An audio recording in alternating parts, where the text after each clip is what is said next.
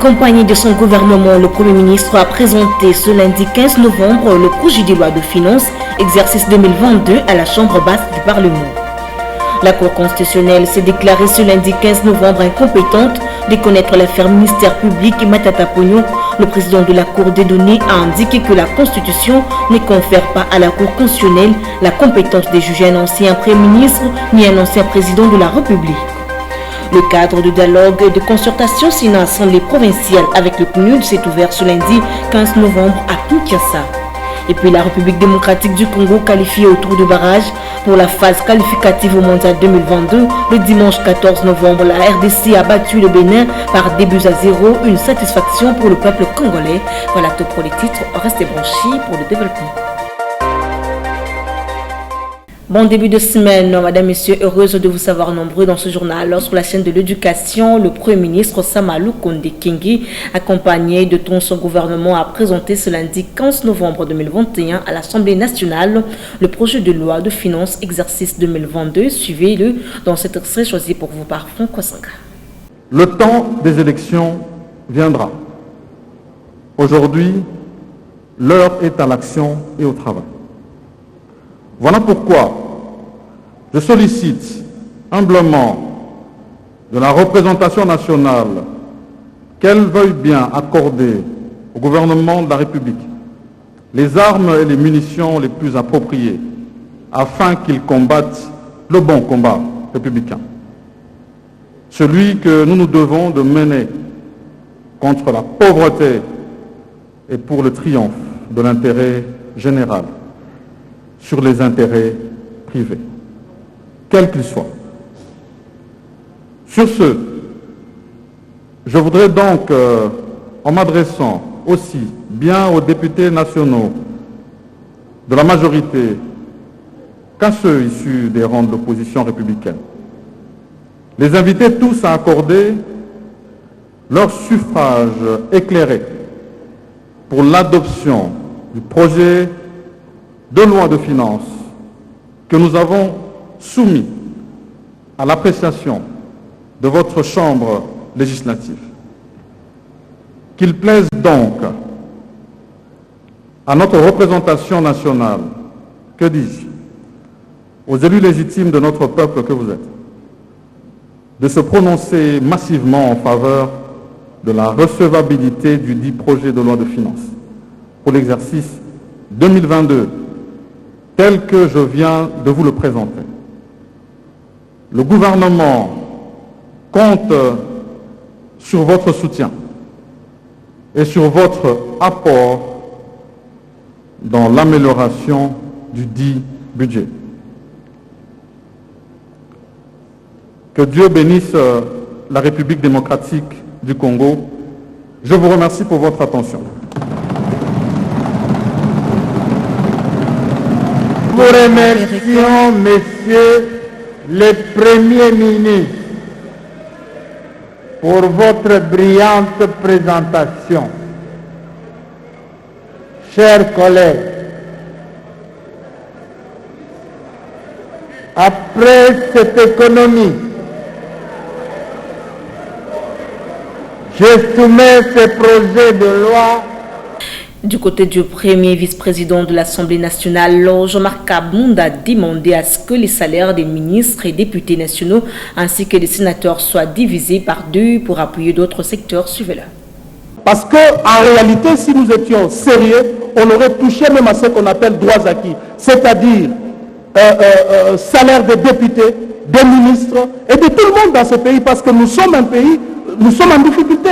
On ne doit pas donner l'impression que nous demandons à notre peuple de faire des sacrifices, alors que nous-mêmes dirigeants, nous ne faisons pas ces sacrifices. Hein?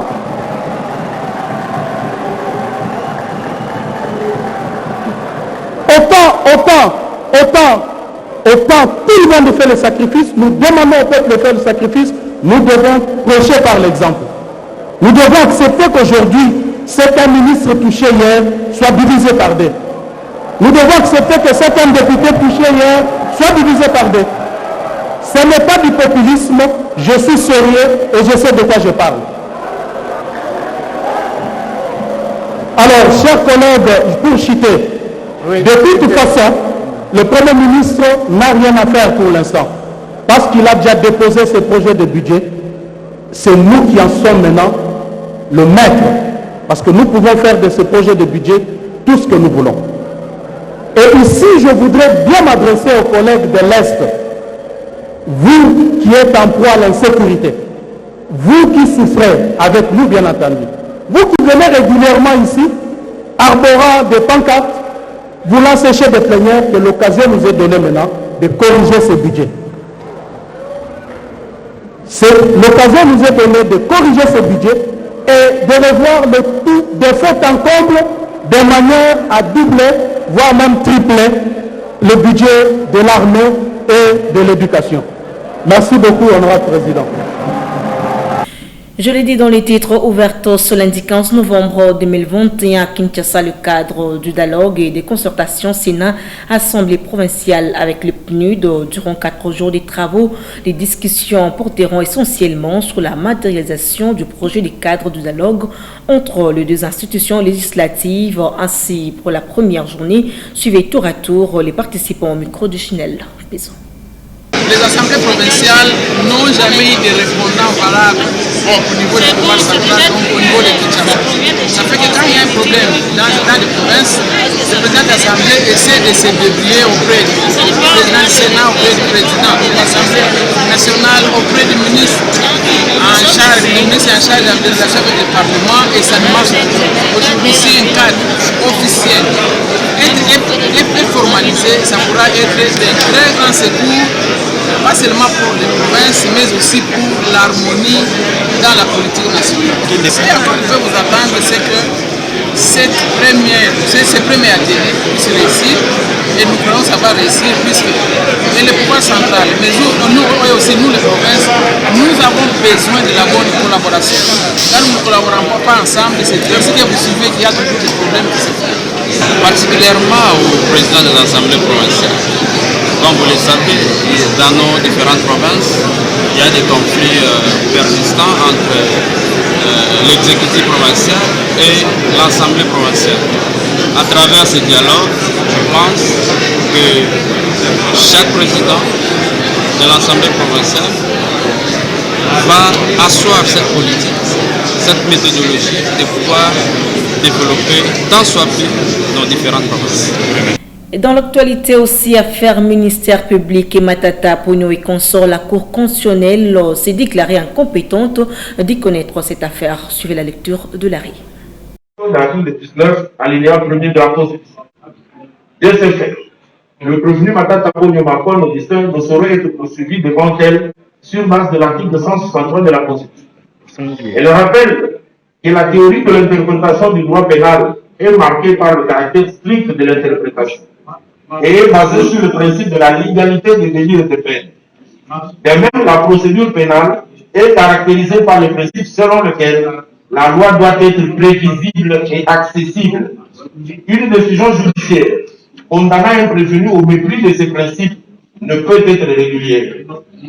De ce qui précède, la Cour dira fonder l'exception d'incompétence tirée de la violation des articles 163 et 164 de la Constitution et se déclarera incompétente à connaître de l'action pénale initiée contre le prévenu Matata Pogno Makon Augustin, ainsi que contre le prévenu Kitebi Tibol Mvou Patrice et Glover Christo, poursuivis en corrélité avec les précités en prolongation de compétences. Elle mettra le fait de naissance à chaque trésor. Vu la loi organique numéro 13/026 du 15 octobre 2013 portant organisation et fonctionnement de la Cour constitutionnelle, spécialement les articles 52 et 100 alinéa 1er, vu le règlement intérieur de la Cour constitutionnelle, spécialement les articles 72 et 73, la Cour constitutionnelle, siégeant en matière répressive, en premier et dernier ressort, les ministères publics entendus, déclare recevable et fondée l'exception d'incompétence soulevée par les 3 prévenus. Se déclare incompétente à connaître des poursuites contre les 3 prévenus, mais les frais d'instance à charge du Trésor. Dit que le présent arrêt sera signifié au prévenu, au président de la République, au président de l'Assemblée nationale, au président du Sénat ainsi qu'au Premier ministre. Dit en outre qu'il sera publié au journal officiel de la République démocratique du Congo ainsi qu'au bulletin des arrêts de la Cour constitutionnelle. La Cour constitutionnelle a ainsi délibéré et statué à l'audience publique de ce jour, à laquelle ont siégé Madame et Monsieur Kalouba Dieudonné, président, Funga Moulima Mwata Évariste Prince, Wasendan Sombo Corneille, Mavungu Vumbi Lingoma Jean-Pierre, Bokona Wipa Bonjali François, Mongulu Tapanga Polika, Kaloume Asembo Cheoussi, Alphonsine et Kamoulé Tabadi Bamadio Donné, juge. Dans les restes de l'actualité éliminatoire de la Coupe du Monde Qatar 2022, la République démocratique du Congo a battu le dimanche 14 novembre 2021 le Bénin par 2-0. Les Léopards sont qualifiés pour le prochain tour qui est donc la phase qualificative au Mondial 2022. Reportage. C'est dans un stade de martyrs rénové aux standards internationaux que la RDC et le Bénin se sont affrontés ce dimanche 14 novembre 2021 au cours d'un derby qualifié des finales pour les deux nations qui aspiraient toutes à obtenir le ticket pour les matchs de cadrage avant la Coupe du Monde Qatar 2022. 2-0, c'est le score qui a sanctionné ce match palpitant. Les Léopards de la RDC ont eu un supporter de poids, le chef de l'État Félix-Antoine Tshisekedi Tshilombo. Entouré du président de l'Assemblée nationale Mbosso Kodia, du Premier ministre Sama Lukonde, du ministre des Sports Serge Nkonde et de quelques autres membres du gouvernement, le premier sportif du pays a encouragé l'équipe nationale dès l'entame de la partie jusqu'à la fin du match. Déjà à la 9e minute, la RDC a ouvert le score sur un penalty réussi par l'international Mbokani. À la 74e minute, Ben Malango, sur un centre de Moukoko Amale, a alourdi la marque. Dans les tribunes, la joie était à son comble.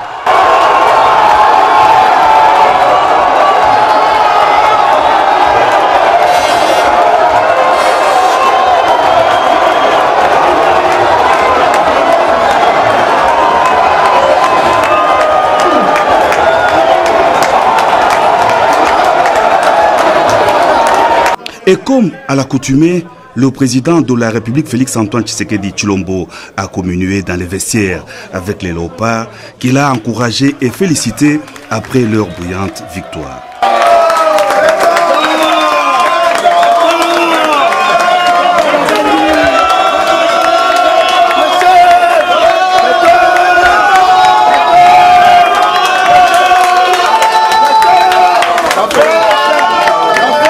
Toutes mes félicitations. Mais attention, match est très mi-balé. Donc maintenant, on reste concentré. Vraiment, on est à 2 pas de la Coupe du Monde. Bon, là, ici, vraiment, une maturité, une maîtrise impressionnante. Donc vraiment, je suis très fier de vous. Le peuple congolais est fier de vous.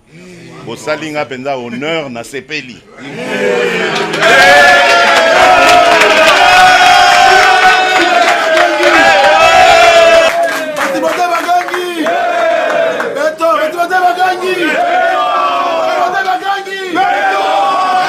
Très motivés, les Léopards qui vont de victoire en victoire ne voient plus que les prochains matchs de cadrage. Ils ont remercié le Père de la Nation pour son soutien.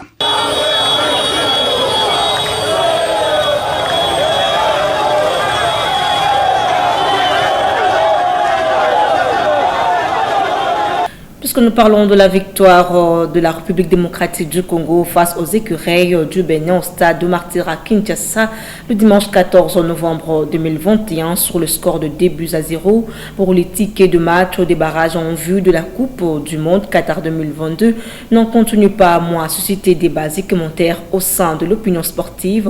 Pour cette fin, je vous laisse suivre les réactions des amoureux du ballon rond au micro de Ginel Pezo une fois de plus. Nous sommes là, à nous la victoire. Aujourd'hui c'est Léopard.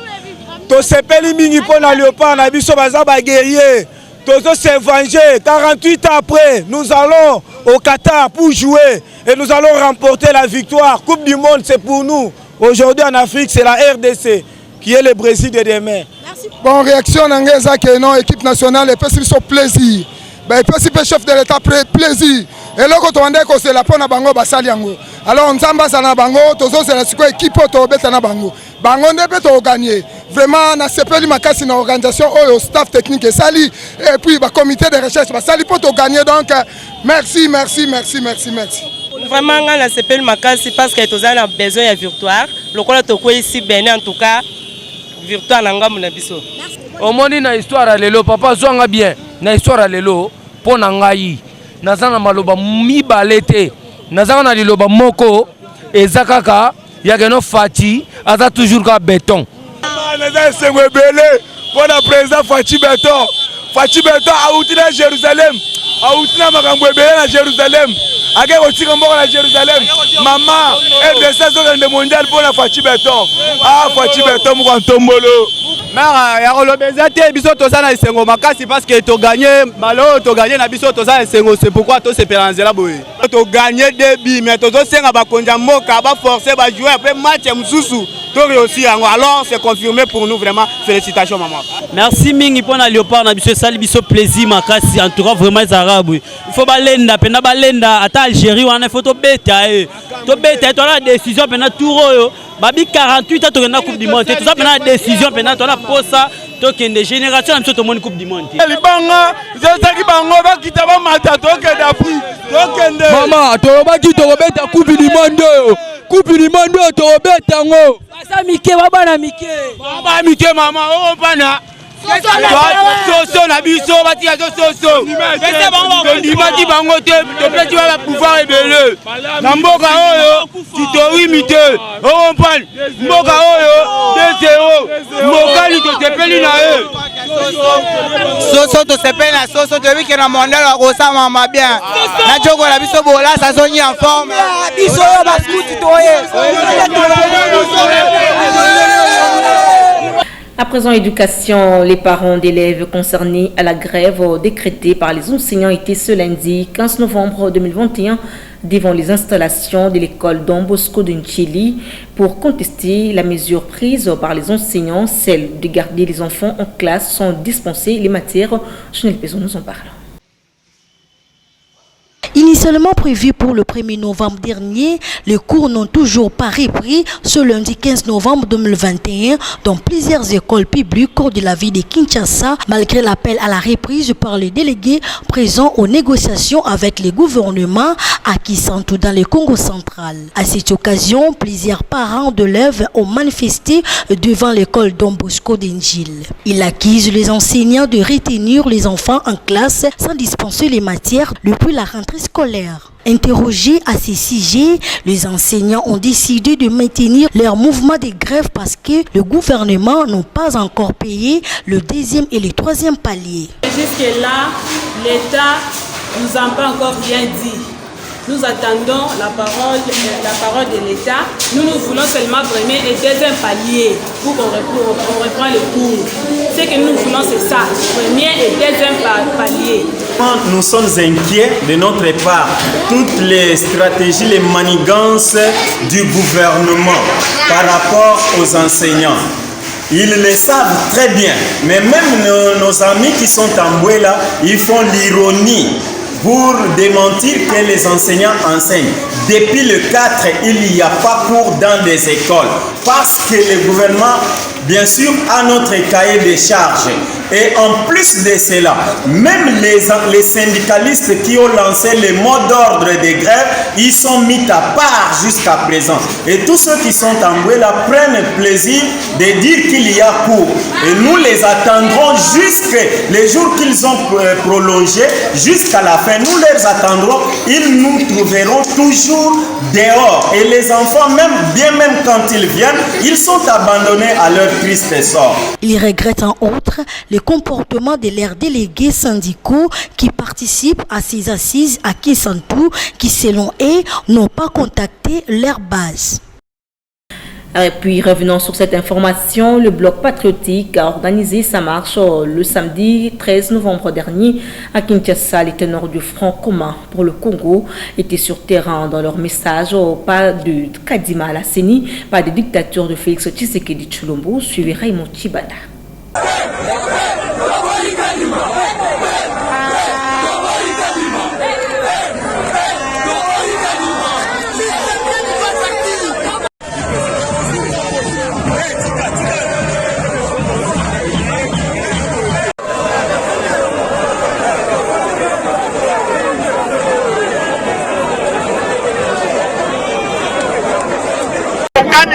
eloko mbula ebeti yebake nkolo abenisi eloko wana eza boye te bongo tobetela nkolo maboko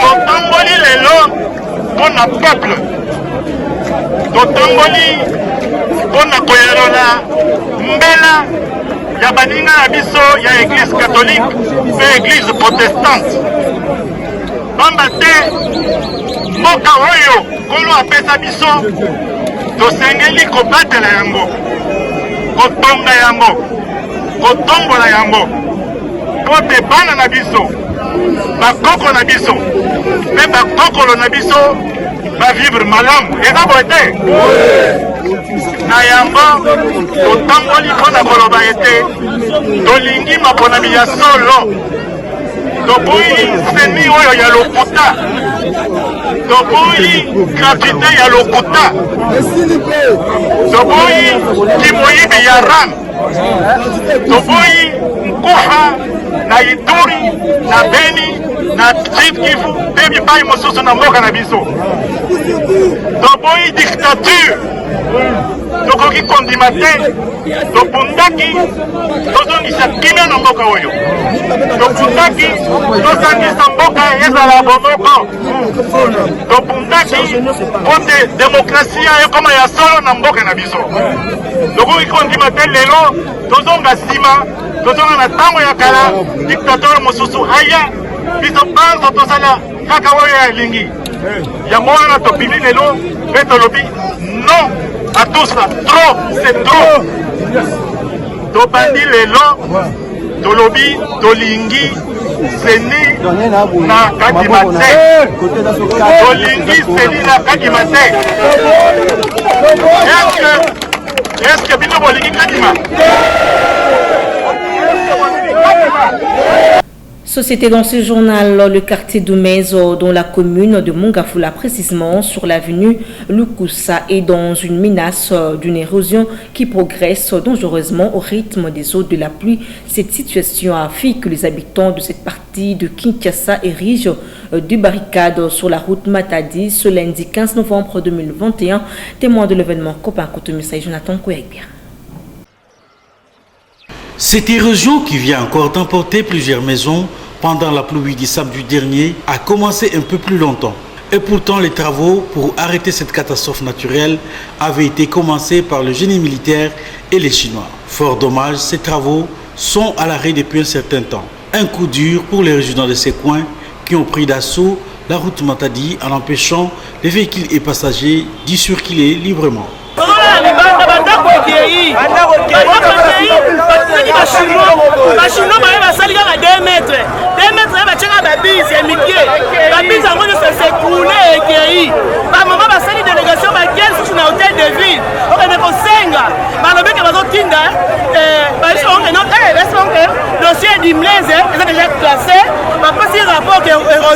C'est déjà fait, c'est fini.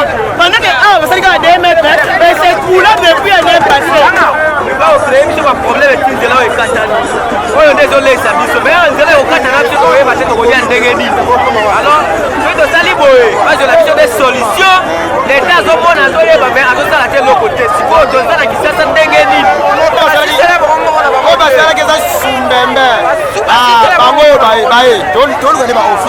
Il faut noter que cette érosion a déjà coupé 4 avenues. Si rien n'est fait, cette partie de la capitale sera totalement enclavée.